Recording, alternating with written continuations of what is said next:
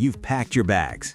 You counted the days. You paid for this trip, maybe for months, maybe for years.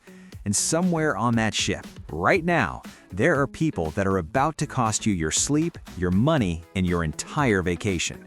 They don't look dangerous. They don't look careless. They look exactly like you. No refund, no second chance.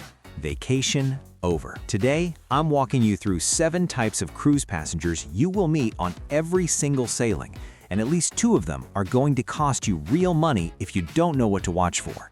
And trust me, number 6 is going to shock you. Number 1, the Port Wanderer. You know this passenger. The moment that gangway opens, they're gone. No excursion booked, no map downloaded, no plan. Just a camera, a sense of adventure, and absolutely no idea what's waiting for them outside those port gates. Here's what actually happens. Unlicensed drivers wait just outside the official taxi zones. They watch for passengers who look tired, passengers who look confused, passengers who just want somewhere cool and comfortable, and they charge accordingly. What should cost $8 ends up costing $40, sometimes more. And then there's the heat. Ports like Nassau, Cozumel, Cartagena, midday temperatures hit 95 degrees or higher regularly. No shade, no water, no place to rest. For a senior on blood pressure medication, that is not a rough afternoon. That is a medical emergency. And the ship? The ship does not wait. No warning, no appeal. If you are not back before that gangway closes, you are watching your ship disappear from the dock, alone in a foreign city. Here's what you do instead. Book through the ship's official excursion desk. Even if it costs more, that bus will not leave you behind. Number 2, the Drink Package Warrior. This passenger paid $75 a day for the premium drink package, and they are going to get every single dollar's worth. Every single one. By 11 a.m., they're on their 3rd drink. By 2 p.m., they're asleep in the sun. By 4 p.m., they need help.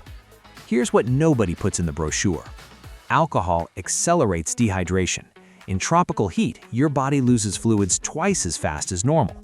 For seniors, especially those on blood thinners, diuretics, or heart medication, that combination does not just feel bad, it lands you in the ship's medical center. And that bill?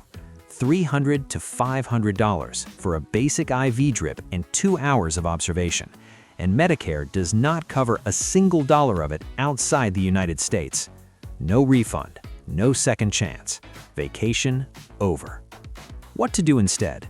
1 drink, 1 full glass of water. And if you're on prescription medication, check with your doctor before that ship leaves the dock. Number 3, the buffet overstare. This one doesn't look dangerous. That's exactly why it is. The CDC tracks norovirus outbreaks on cruise ships every single year. And do you know where the majority of them start? The buffet. Shared serving tongs, food sitting at incorrect temperatures, peak hours when hundreds of hands touch the same surfaces minute after minute. For a senior with a compromised immune system, norovirus is not a rough night. It is 3 days of your vacation gone. Here's what the smart passengers already know. Skip the main buffet line. Go straight to the made-to-order stations. Eggs cooked in front of you. Pasta prepared fresh. Carving stations with individual portions. No shared utensils, no temperature guessing. And time it right, before 8 a.m. or after 2 p.m. The lines drop, the food turns over faster, and the risk drops with it. Number 4, the Casino Believer. They have a system. They always have a system. I only play the machines that haven't paid out in a while. I stop when I'm ahead. I know how to read the table. Here's what they don't know, and what the cruise line is counting on them not knowing. Once that ship is in international waters, casino payout rates are completely unregulated. No gaming commission, no state oversight, no required return percentage. The house sets its own rules, and the house always wins. For a senior on a fixed retirement income, losing $200 or $300 at that casino is not a bad night. It is a real impact on a real budget. The rule is simple. Set a hard limit before you walk in. Cash only. The moment it's gone, you leave. The machine is not due to pay out.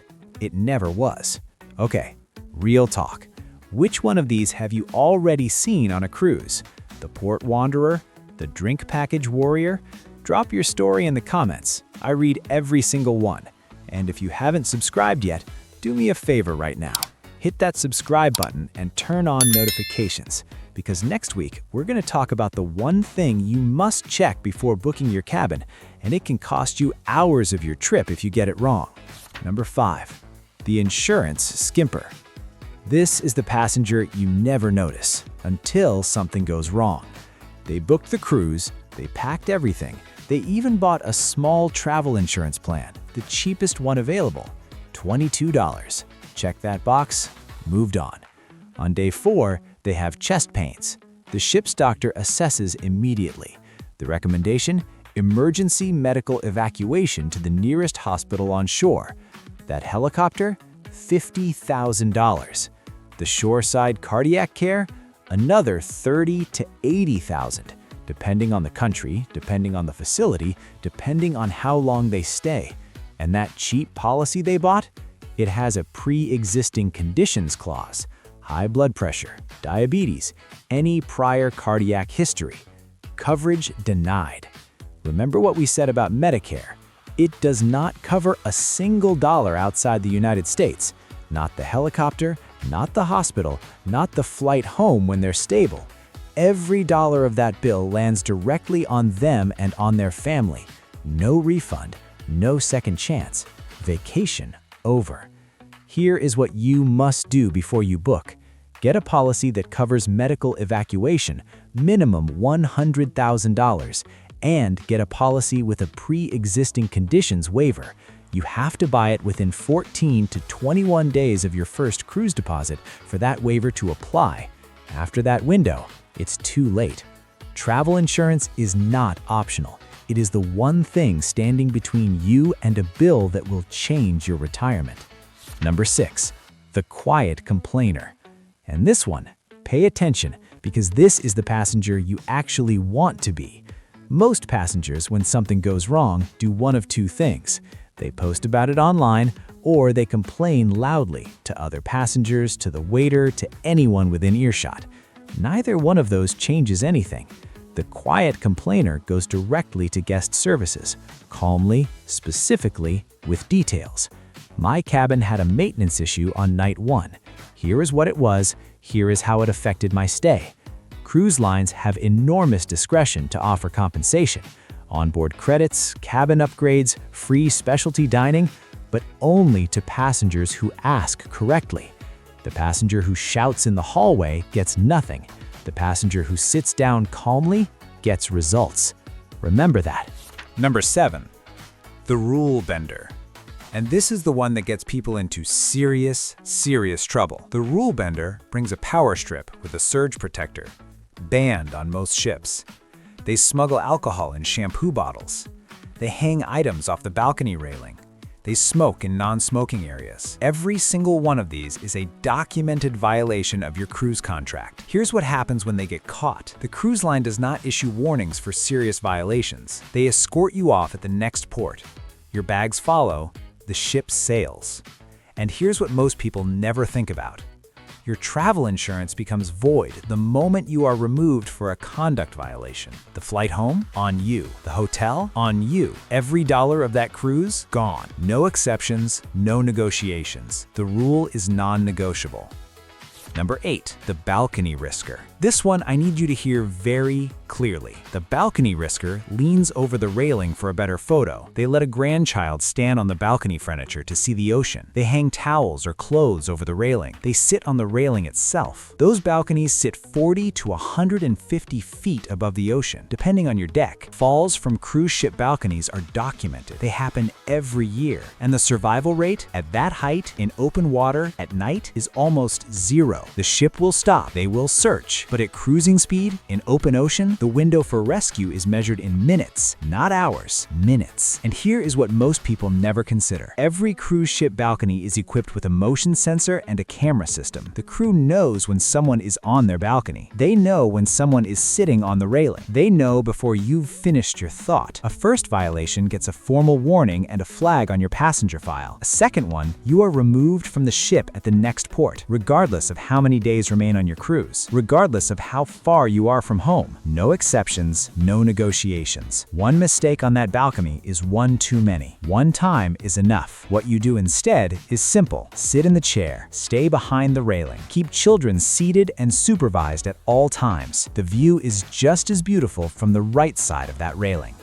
And number 9, the last-minute runner.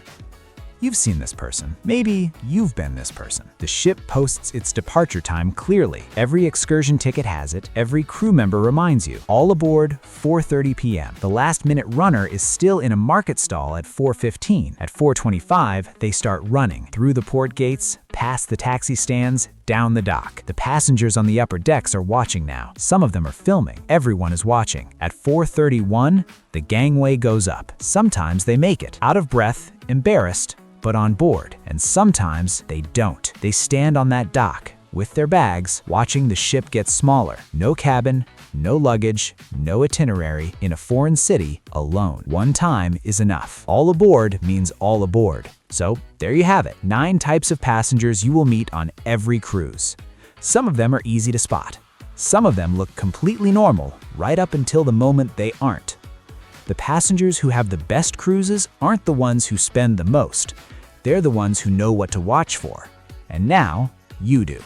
Now, which one of these have you already met on a cruise? The rule bender? The last-minute runner? Or maybe you recognized someone a little closer to home? Drop it in the comments. I read every single one.